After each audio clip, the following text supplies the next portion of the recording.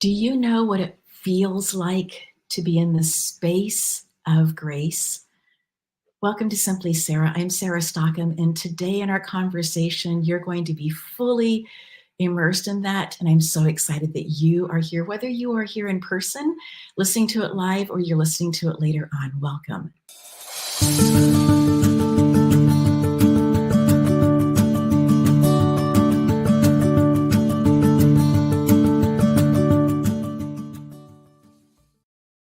As I promised, this is about Grace, and let me introduce you to Grace Sanchez. She is a dear friend. We've been walking life for a number of years together, and she has been pivotal in my spiritual growth and my look at life, my opportunities to see things through different eyes. She has done the Camino de Santiago and rode a red bike doing it.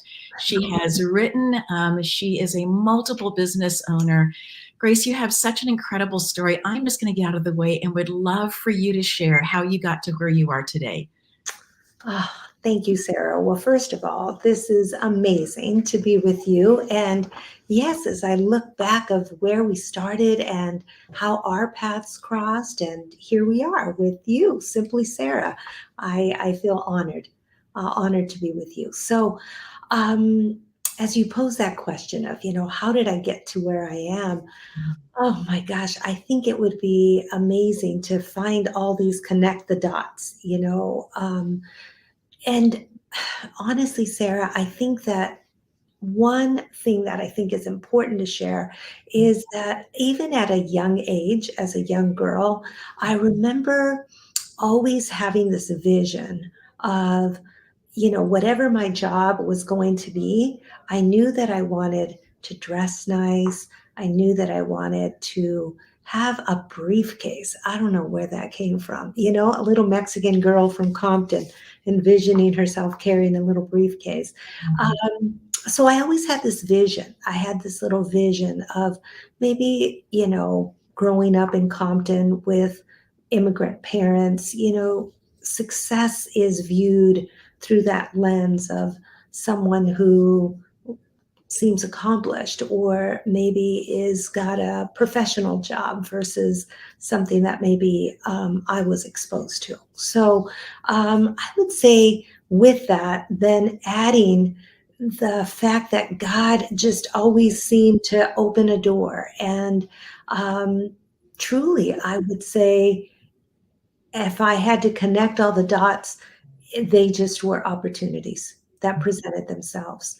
And one of the things that I would say I did well was not be quick to close them. I would always just say, let me explore that. And always lining it up to like, does that line up with what my long-term dream is? And sometimes having to say no, but many times that one door led to something else. Does that make sense?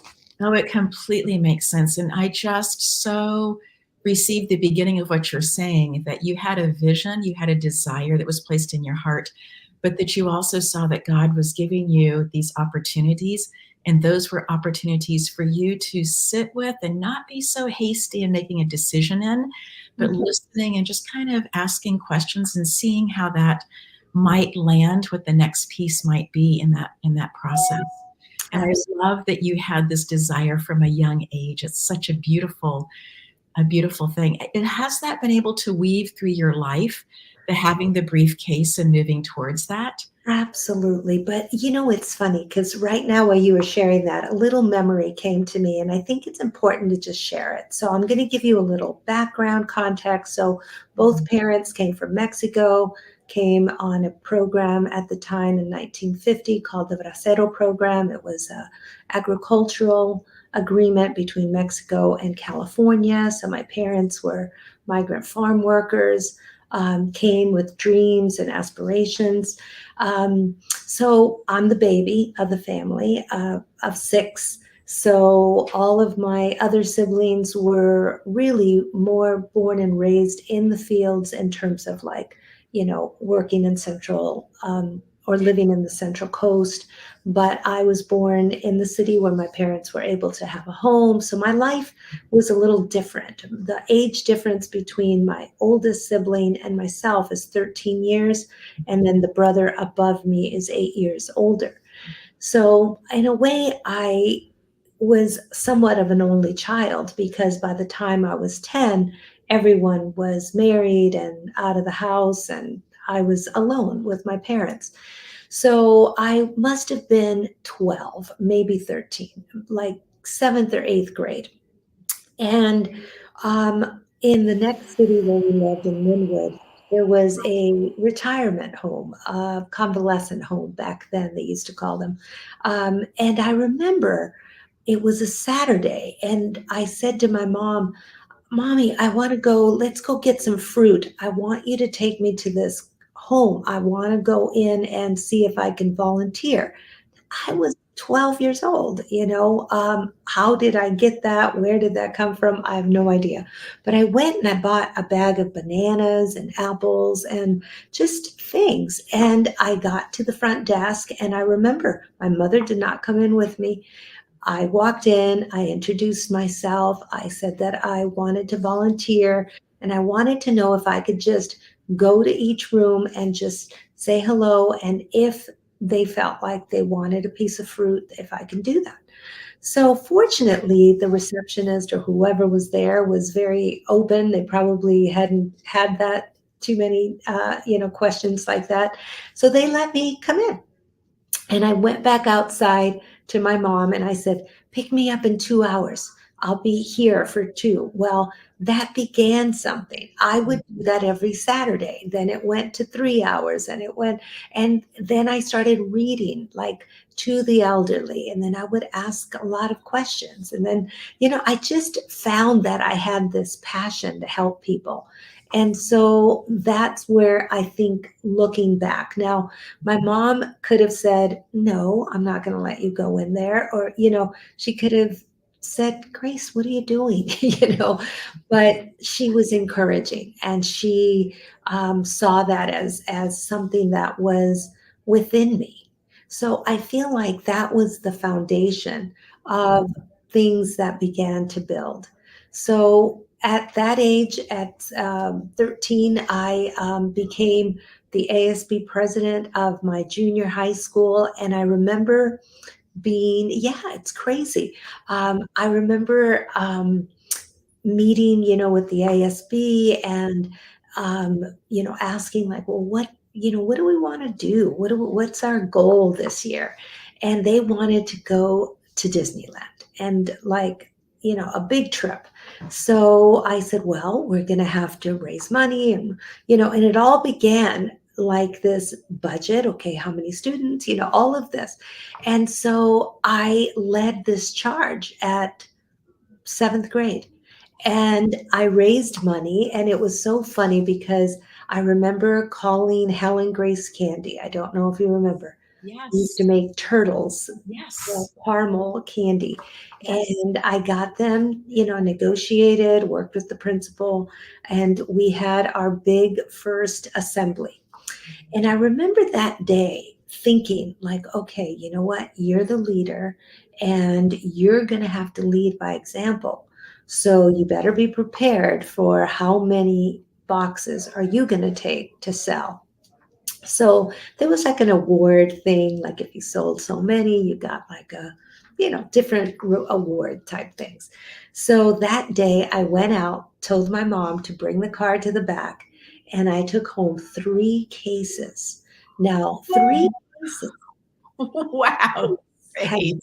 24 boxes of candy. Yeah. I took home 3, so 75 boxes of candy. My mother, bless her heart, she didn't ask too many questions. We got in the car, and the principal was like, Grace, that's a lot of candy. I said, I know, I've got an idea. So on the way home, I told my mom, I said, Mom, I want you to stop at Linwood, close to where that convalescent home was. and I want to go to Clark's drugstore. There was this little strip mall. And I walked in, again, mom waiting for me in the car, and I introduced myself to the manager. I told him my story. I said, I'm the ASB president. We're doing a fundraiser. I just would like to ask, would you allow me to stand outside your store? And I'll be very respectful to your customers, but just selling candy, they're $1. I gave my spiel. Yes. The guy said, sure, no problem. Well, it's the beginning of what Girl Scouts do now, and everybody's setting up their little table.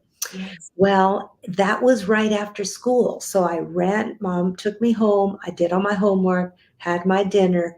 We went back, and the store closed at 9. We got there at 6. From 6 to 9, I sold 3 cases of candy. I took the envelopes back with the money, went to the principal's office, and I said, I'll take 3 more. Well, that was this crazy little journey that led to me getting a job at 13. I know. When I think about it, and it Yes. was a day that the sales were slow, and I decided to walk. I told my mom, I said, you know what? I was barely at 2 cases. Every night I was selling 3 cases. It was just like clockwork. I always knew, where I was in the process. So that day I told my mom, I said, Mom, I'm going to walk the stores and just see if I could sell to the people. So she was walking, but staying outside with me. And I went into a men's clothing store. It was called the Clothing Company. And I went in, and I'll never forget, if he's still alive, his name is Mike Engel. And I walked in and I introduced myself. I had my little spiel, told him what I was selling. And he said, no, I'm not interested. No, I said, I said, let me ask you, are you the owner of the store? It's very nice, by the way. Your store is lovely. I was complimentary. And he said, yes, I am. And I said, are you married by any chance? He said, yes. I said, wonderful. I think you should take this candy home to your wife. Women love chocolate, and you will, earn some brownie points. And he looked at me and he said, no, my wife's on a diet and I'm not going to take home these chocolates. I said, all right. So I said, well, you did mention that you are the owner. So that means you're doing well. I said, I'll make you a deal. What if you just give me the dollar? I'll hold the box and I'll give it to somebody who's in need. And that way, you're helping someone and I'm able to accomplish my goal. Yes. He looked at me and he said, you know what? I'm not going to buy the candy from you, but I'd like to hire you. So I started laughing. I said, sir, I'm only 13. You can't hire me. You have to be 16. So he went to the back of the store. He got a work permit. He said, I want you to take this to your school tomorrow and bring it back to me. So I left that night. I told my mom about it, and she was like, you don't have to work. I said, I know, but I like this. I want to try it.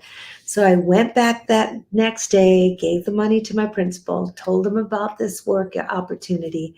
And he said, Grace, you have straight A's. I'm going to give you this work permit, but if I see that your grades are affected, I'm going to pull it immediately. I said, very fair. Sarah, I worked there for 3.5 years. Wow. I saved enough money to buy my car at 16. I learned that I'm a natural salesperson, and I learned so much. So that was the beginning of, I think, the trajectory. I mean, wouldn't it be crazy that I'm a professional fundraiser and I started fundraising at 13? Yes. So I see these little connections, and that, I think, is the way my entire career has gone. I am absolutely in awe because I haven't heard this background story. I know that you have worked with the president of Coca-Cola, I believe, has the program, and that you were instrumental in helping out with that. And what I found to be so amazing about the people that you choose to work with is that they are absolutely game changers. That is, and with the Boys and Girls Clubs that you've been involved with as well, looking for the ones that are making whatever you choose to put your effort and energy into. The people are worthy of your gift and your expertise. And you're not just a professional fundraiser, you also own another company as well. You travel across the country, you travel across the world. And you have a friend who every now and then will say, hey, let's go to, and then we'll list a place and you guys are off, you guys go. And so, and you actually have more than one friend that does that, because you were in Qatar at some point. That I was somebody had just in said, Dubai. I yeah, was in Dubai right. a few Yeah. years Just said, ago, hey, and let's a go. friend said, "Come, be with me." And I was like, "Okay, I'm on my way." So here, this girl from Compton who decides that she's going to sell. And first of all, I want to go back to the story, though, of you going in for service. I really believe the heart of who you are, Grace, has to do with service. And maybe that's how you help select who you're going to work with and who you're going to bless with your time and energy and focus, is this beautiful space of choosing and understanding the energy and how it flows, the reciprocity of that. You being part of the Journey Center as well, with the spiritual development. As you look at all these different pieces of things that you are involved in, would you like to share a little bit about what you're doing on the East Coast? Because you're not just on the West Coast, you're also doing things in other places as well. Absolutely. So I will tie two pieces together because I think these are kind of fun stories. So, yes, I started a company 20 years ago. It was as a result of my mother being ill. I left a job at Deutsche Bank, which a lot of people would have, aspired to have this role, but I quit my job to take care of mom as she was given 3 months to live. She ended up living a year to the day that I quit my job. And I just knew that I had made the right decision. As a result of that, a company was born called the Grace Group. We are grant writing consultants and we raise money for various worthy causes. I've built an incredible team of writers that are some of the best in the country. And we just get to, I say we're the Nehemiahs of the 20th century, 21st century, because we raise a lot of money for worthy causes. So 3.5 years ago, one of our largest clients, McKinley Children's Center in um, San Dimas, approached me and they said, we're so happy with what you're doing for us, but we would like more of your time.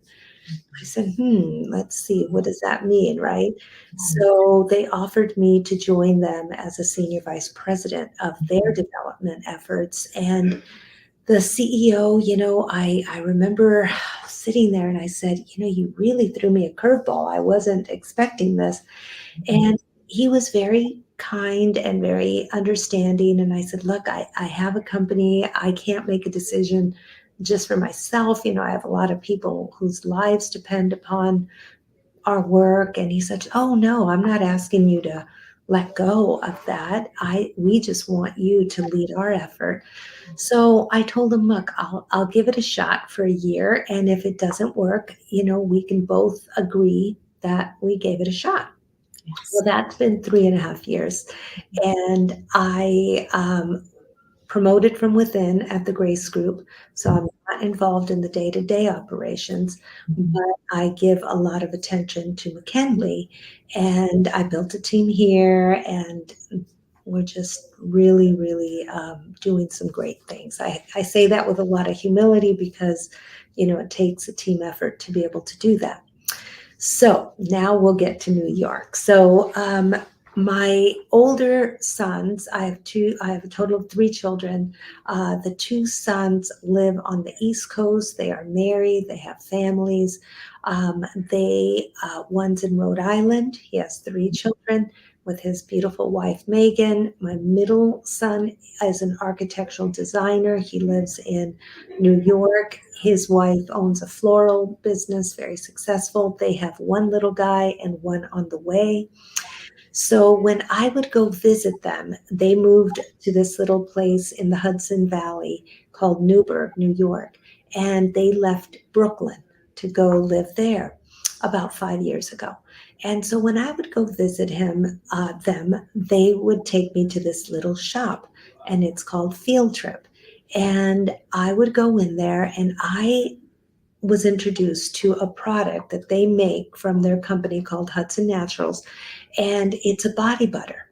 It, So, it's amazing. It so is good. so good. So I would, every time I would go visit them, I'd always say, Mijo, don't forget, take me to the little store so I can get the body butter.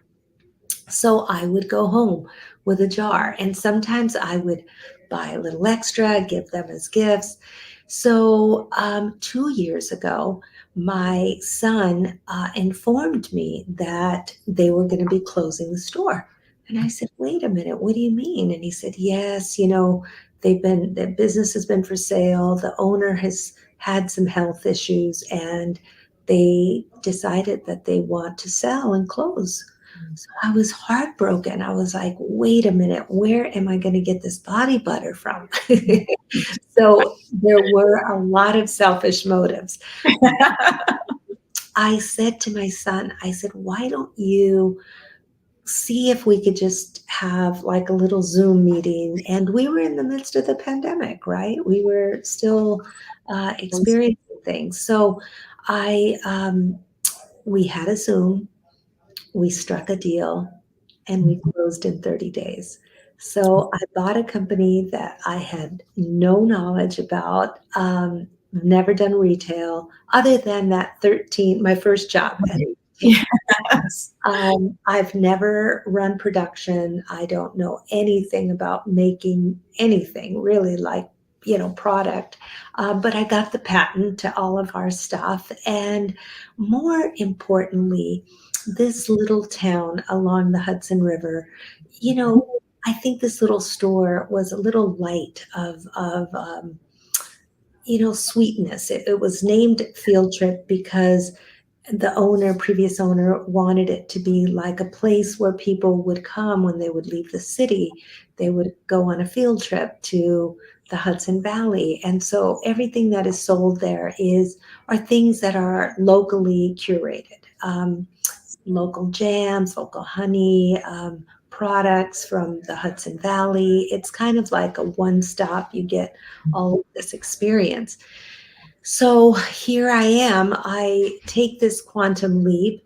I remember I called my brother in Texas, and I was like, I think I'm going to need your help. Can you come? And he's retired.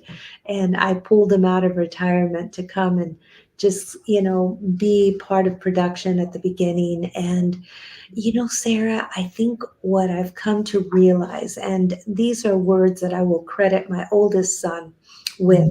He said this to me about maybe 5 years ago. He said, Mom, what you really are is you are a scout.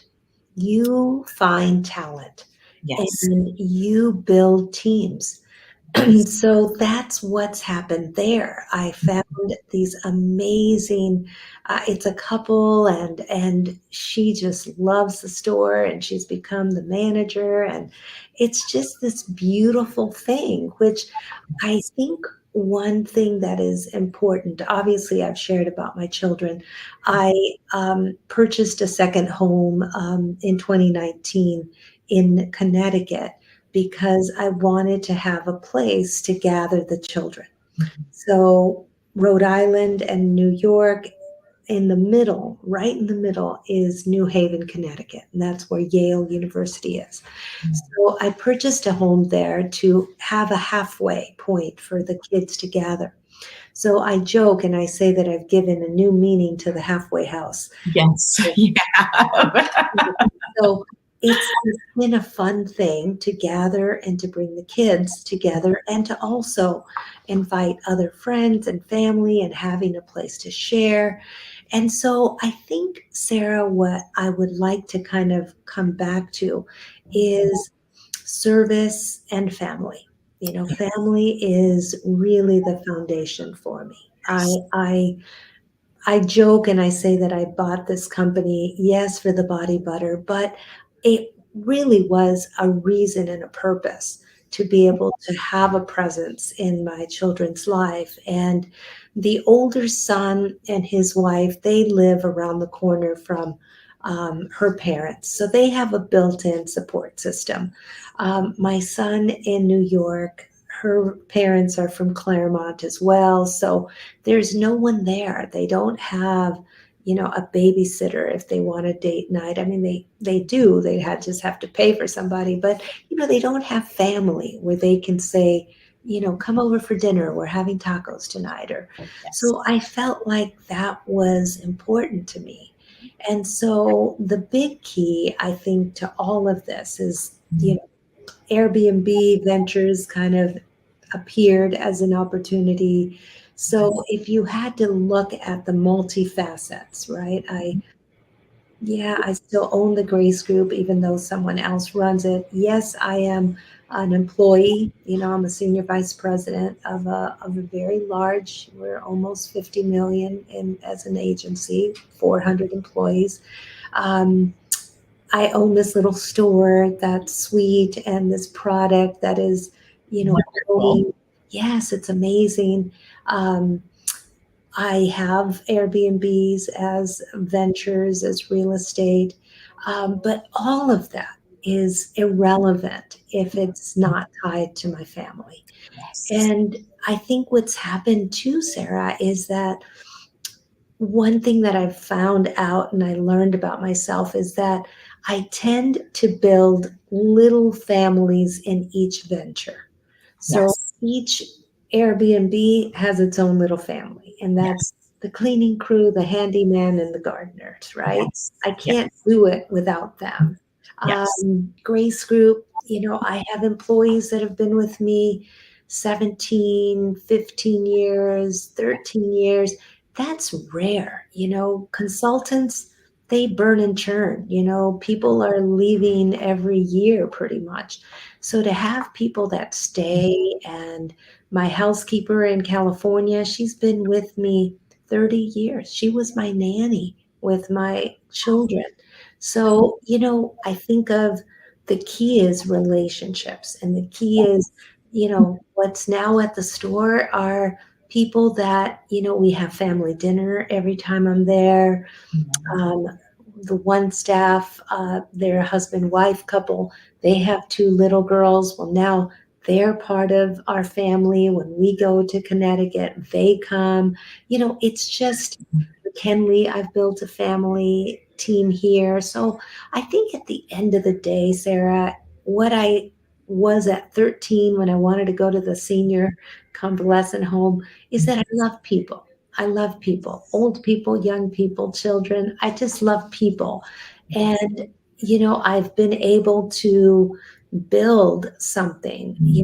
I've been a super host for Airbnb for 7 years now. I've hosted over 600 people in in the various properties.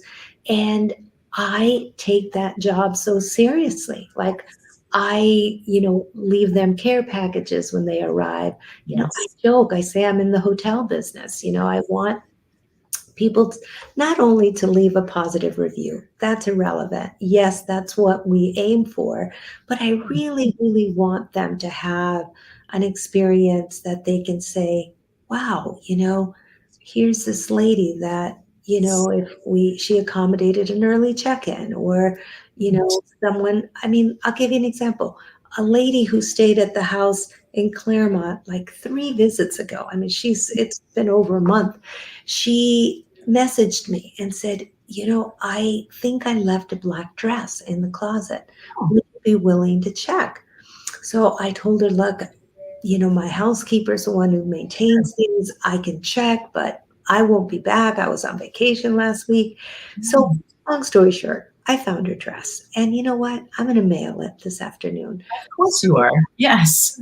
It's the little things. It's the little Yes. things that make a difference. She's already given me a review, so it's not like I'm expecting that. It's just, I think, when you love people, you really aim to go above and beyond. Whatever it is that I can do to make that experience unique and special. And I think it all stems from love. Mm. So I'm going to pause there and ask you, do you remember the common thread that brought us together was our dear friend Beth Meisner? Listener. Yes, absolutely. And I remember them doing a fundraiser and you being a huge part of that. Yes, But I also remember just quiet conversations with you and Beth, whether we were in the kitchen or in the backyard, just spaces to be able to, or next to the piano, spaces of just being present. And I am so grateful for all that Beth Meisner has taught me, yes, doors that she has opened, her work in terms of the cookbook that she wrote. As you know, we read philanthropy. Remember, you used to manage the donations. That's exactly. how we connected on that. Yes, exactly. And so just so grateful for Beth Meisner. And that's how I met you, is through her. Yes. Absolutely. I think the piece that I wanted to touch on for Beth is she used to call herself a lovetarian. She didn't Yes. say she was a humanitarian. She was a lovetarian. And so I have taken that from her because I think that everything from, McKinley, today we have a site visit with the foundation. Tomorrow I'll travel to New York. I work remotely when I'm in New York. I obviously still do my job here. But everything I think is always rooted from love. Mm. And I know that might sound weird, like, well, how could you love, strangers or whatever? I think it's just coming from that heart of, how can I serve? You know this because I say it often is, how can I show up for you today? What is it that you need? And I think you and I do that, Sarah. I mean, it was earlier this week or last week, we spent some time on the phone. We hadn't chatted in a while, but you shared, I shared, we Yes. find these moments, but Yes. all of that comes from a place of love, right? Yes. What Yes. offering you maybe a cup of cool water in a desert that you might feel, or a word of encouragement that says, hey, you're on the right track. You're almost there. You got this. And Yes. I think that's where the well comes from. Mhm. And when I'm feeling a little bit, maybe discouraged or something, that's where I go to Yes. feel that. Does that make Yes. sense? It does. And I just so love that you answered the question before I even asked it, because I was going to ask Grace how you are able to be so present. When you are packing lunches for your grandkids, you were right there with them and they are doing it and they're having a great time as you are. And you're not concerned about your phone, the emails, all of those things that are already happening. You're not concerned about that. You are fully present with the person that you're with. And the same thing about the last time that we ate a meal, you were completely present. There were other things happening in your world. And yet, when you stop and ask that question, how can I show up for you? For me, the first couple times that you asked me, I thought, wow, what is it that I'm looking for? What is it? Because I, it really caused me to think about what is it that I need in my life right now. Mm, And it's such an incredible question that you ask, Grace, because it gives the person a reflection space, but it also gives you an opportunity to kind of hear as they talk through where they are and what they're thinking about. And mm, you're able just to lift up these pieces. You're such a gifted listener and picking up these pieces and coming back. And I've watched you switch languages easily. They really are. But it's the same heart. It's the same grace. It's the mm, finding grace, right? It's that space of looking for where you can show up for people in the way. And I know that you've been a runner, that you have, you know, been very serious about um, exercise and that keeping yourself healthy. And as mm, you are doing all these different things as well, it's not that you are just only gifting and giving, you're also making sure you have such clear boundaries about mm. making sure that you're taking care of you. When you start a morning, I know that you fly around the world and back and forth and do a lot. And I love that you say that that you're always excited when you're flying because you're always flying to somebody that you love. That just makes my heart so happy. But when you wake up in the morning, no matter what time zone you're in, how do you start the day, Grace? That's such a good question. Thank you. I do want to just, before I answer that, just acknowledge and thank you for sharing, because you know what? Wellness is important to me. I think my health is, the top three things that I would prioritize and that I value the most are, my relationships, my health, and obviously community and purpose. I think those are really important to me. So my mornings are usually even before, I try not to grab the phone or check, anything before, just really just taking some time. Even I'm not a coffee drinker, but I do drink tea. Even before turning on the pot of hot water or anything, I just really aim to just enter into some quiet time. It could be if I'm in New York, there my bed faces out to the Hudson River. So sometimes I just will sit in awe and just enter with a lot of gratitude for a new day, for a new opportunity, for this beautiful sunrise that I'm seeing, or just, wherever it is. And if it's in Claremont, the same, that's like a constant. Um, Next, I have to move. I've got to do something physical. So this morning I did 4 miles. If I'm in Claremont, it's just more walking up Right. mountain and, more of a fast paced walk.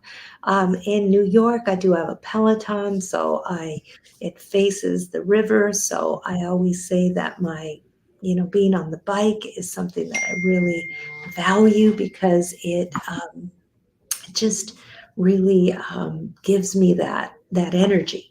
And then, I juice. I do juice where I just try to nourish the body with something healthy, something good, something just that I feel like I'm giving my mind, my body, and my spirit what it needs. Yes. I do want to just share this only because I think it's funny that you asked the question. So I will be 60 next year, and I am already thinking, because this is part of this funny brain that I have, I am very goal oriented, not necessarily for material things. I live for experiences. Yes. Um, but I decided you mentioned running, so I've run 2 marathons and then 1 half marathon. And so I decided I'm going to do a marathon for next year, Wonderful. see if I could do it at 60. And Yes. I have offered to my children, it's going to be a half, we're just going to be realistic. But I'm offering them if they would like to stand in solidarity and do one with me, either the same one that we're going to do, or if they want to just do a half marathon in honor of my 60th birthday. Yes. So, I think, Sarah, I think that we could go down a path of health if you'd like to, but I just worry that in this country we're just wellness isn't what wellness is supposed to be. I think that when you go to a doctor, you have an ailment, you complain of something, and they write your prescription and they send you off, versus trying to figure out, okay, what's going on, what's causing me that heartburn, why do I have this ache? Or, we just don't live that way here. So I have never taken any medication. That's my goal. I want to end this race without having to take any medication. And I think it's intentional. You have to live with intentionality. It doesn't just happen. I was on vacation last week and I was telling my daughter, I said, oh my gosh, I got back and ooh, that little dress was a little tighter. So, now it's like, okay, gotta work off my vacation little pounds. But, as long as you're mindful of that, I think Yes. that's the key, because if not, it'll creep up on you and then you're all of a sudden, oh my gosh, I've gained, 30 pounds or whatever. And it happens. You and I have talked this journey for the last 15 years, you and I together. But again, I think it comes back to, nourishing the mind, nourishing the body, nourishing Mm, our soul. And that is, I think, what keeps us on the right track. yes. And I really love that word nourish because it's a selection.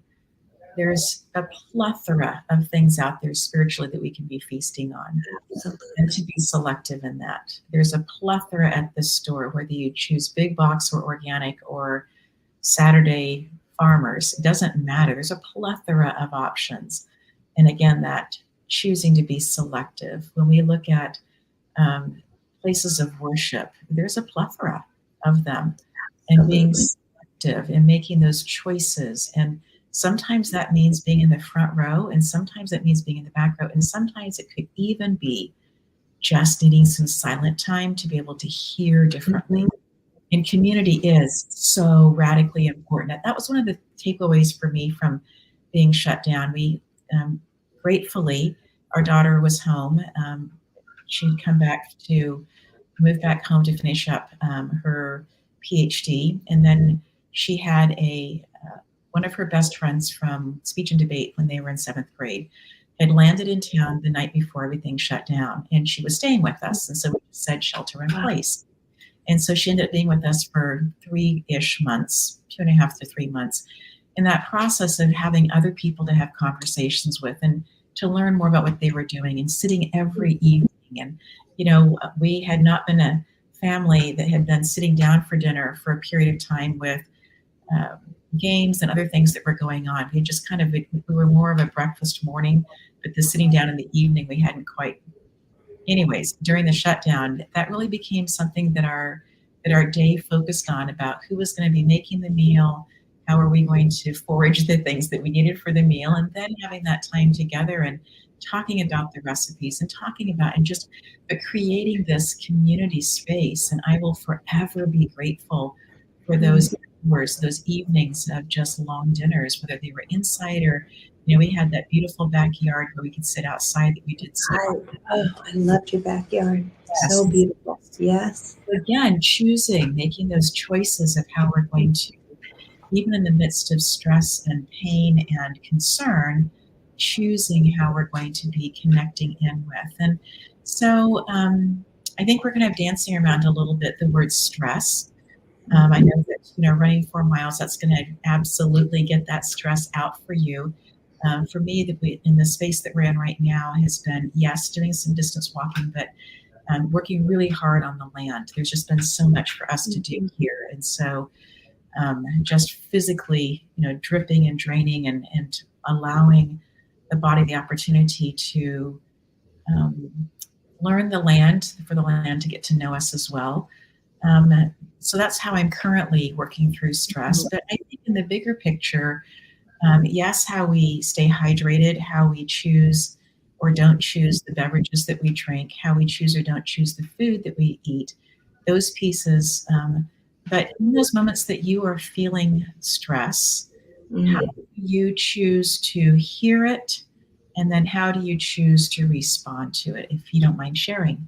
Absolutely. That's a great question because, Sarah, we read so much. We know that, stress is a killer. I mean, that is the truth. It just affects so much of the body. I mean, sleep, right? It's like this downward spiral, right? If you're stressed about something, it's going to affect your sleep. The next day, you're going to be tired. The next day, you're going to just be grabbing for whatever. And so for me, I am very in tune. I have to be very aware of what's going on. I sometimes joke and I say that I am like the queen of self care because I am a believer that if I don't take care of this, I can't do the things that I do, right? I mean, if you think about it, in a way, I have like 5 jobs. I, Mhm. got all these things that in a sense, I do manage in a way, right? Yes. But if I don't manage the temple, Mhm. how can I Mm. be successful? How can I do well to these other things? So I always start with the main thing as the main thing, and that is me. I have to, be willing to say, okay, I know that I have this, but how do I prioritize? So Mhm. that's why getting the walk in the morning is like critical for me. If I'm able to, like when I'm back east, Mhm. sometimes I'll end with a 20-minute ride just Yes. because I'm not trying to lose weight. I mean, yeah, I'm over all of that. I just want to be able to go to bed and be really, really like in a peaceful state. Yes. It also means, I have to say no to many things. Like Mhm. cannot, um, I used to battle with, not wanting to disappoint people. Yes, I'll go to that. Yes, I'll go to that. I don't do that anymore. I am very protective of my time, of my energy, of who do I spend time with. And so I think it's mastering Mhm. the ability to hear what the body is in need of. I will tell you, I went to get a massage last night Mhm. and I was able to, part of what I need is, and some people like the really soft massages. I tend to like the deep tissue just because it's like whatever's in this thing, work it out. Exactly. Let's just Yes. get it done. So Yes. I go to, a deep tissue kind of acupressure type. And I feel like that is something that really helps me. Um, I think too, Sarah, that I have mastered a way, and I say that, I got to retract that because I think we always are like, that slippery slope. I mean, obviously, this is a constant Sure. journey. We'll Awareness. never really master, but we're trying. We're every day's just striving for that. But I think that, I don't know if you're familiar with a belief. It's tied in Christianity to a certain extent, but it's a Roman philosophy, and Hmm. it's based from Marcus Aurelius, and it's called Stoicism, and it's a belief that really the most simple. It's based in five virtues, really. Trying to live a life of you know, simplicity, but honesty and integrity, all of these things, right? But the one thing that I really glean from that philosophy of life is that he says that we can control the only things we have control over. We can't Yes. control other people. We can't control circumstances. We can't. Only thing we have control over is how will I respond? Yes. Will I respond to that? Yes. So, in that frame of thinking, Mhm. there are things. I mean, listen, you can't have all of these things, right? I mean, yesterday the Airbnb lady says to me, "Oh, the new washer dryer, it's hot water. You need to call it's minor, right? But it's one of those things. You got to make the call. And I don't have somebody to say, hey, can you Yes. call, so and so. Right. But the Yes. fact is, I put everything into a kind of a matrix of Mhm. what needs my priority and what needs my attention. And it's all based back on those three things that I prioritize, right? The massage is more important than those other things because that fuels me. That walk in the morning, that's important, or else I'm gonna not be able to manage that stressful situation during the day. People, how does this affect people? So I always am in this process of Mhm. just making sure that I'm managing it. And probably the best thing that I would leave our listeners with today is being able to, at the end of the night, the things that I didn't get to, or that I still am a little bit like, I Mhm. gotta deal with that. I physically, in my mental image, I have this little basket that's next to my bed, and I literally physically like will say, okay, this little note. See, this is Lowe's. I'm not kidding. I got to call the washer dryer. It's gonna happen today. In this up, I got the serial number. But I put the little piece of paper into the basket, and then I'll be like, It's beautiful. I can't take it to bed tonight. And if it's a situation maybe with relationships, I then also will say, okay, Papa, I need wisdom. I need direction. How do I navigate that one? So that would be probably my way that I manage. And the truth of the matter is, and it's kind of funny, Sarah, because when I'm in Claremont, I see the same massage guy he's like, Yes. he knows my number. Yes. I always know, like, if when he's massaging my neck, if there's a lot of like knots in there, then feels like, oh, I'm carrying too much. Well, I just got back from vacation last week. There wasn't a knot in my shoulders. I felt Beautiful. so that's, I think, the key. We got to just be mindful, and we can't let the stress. Yes. Grace, if there is something that you would want to reiterate or leave our listeners with, what would that one nugget be? I would say live with intentionality, love deeply, love your family, love what you love with everything you've got, because at the end of the day, Sarah, that is, I think, the most important. It's not money, it's not things, it's people. So go out and love deeply, and I think you'll live a life well lived. And Grace, I just want to flip something for you. I've always thought about living a life of no regrets. And as I continue to clean up my language and taking the word no out, knowing that our brains hear the positive so much stronger than the negative, it just changes how the energy flows for me. I love that, living wholeheartedly, living with intentionality, living love first, being present. Because if I'm doing that, there is no regret. Maybe I would wish for more time with somebody who's already transitioned, but there's no regret. And so that is such a beautiful piece that I'm going to hold on to from our conversation. And I am deeply, deeply grateful that you have taken time out of your amazingly busy schedule for this conversation, for people to be listening in on Simply Sarah, because the nuggets that you have given blessed my life in this space of time, and I know it's going to expand people's thinking about their own lives as well. So thank you, my dear friend.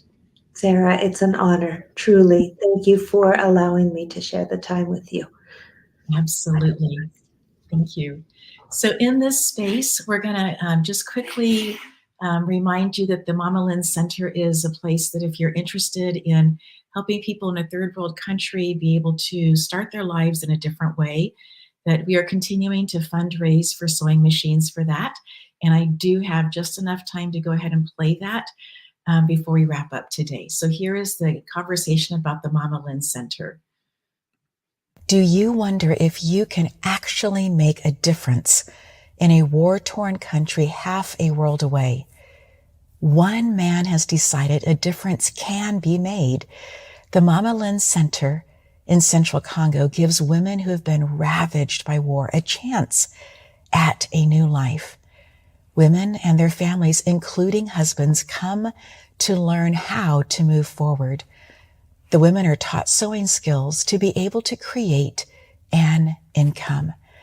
At the end of their year-long training, each graduate receives a sewing machine. This is where your support dramatically impacts lives. $150 US provides a new hand-operated sewing machine. Here's the link and QR code to join Sarah and Michael Stockham in positively changing futures through the Mama Lynn Sewing Machine Project. We are grateful for the opportunity to share how you can make a significant difference. In my conversations with different people, there's some things that really open up my heart. One is people who know more than one language. One is people who have experienced not just one type of living experience, whether that means living overseas or having moved around a little bit, and the places that people who live from a place of service, heart first, loving first. And I just am so grateful for this time with Grace. I know that you have listened in, that you have felt the opportunity to see and to grow. She's on Instagram of Finding Grace, and I'm just so glad that you are here. Have an amazing rest of your day, and we will be together next time. And I'm just so, so, so grateful for you.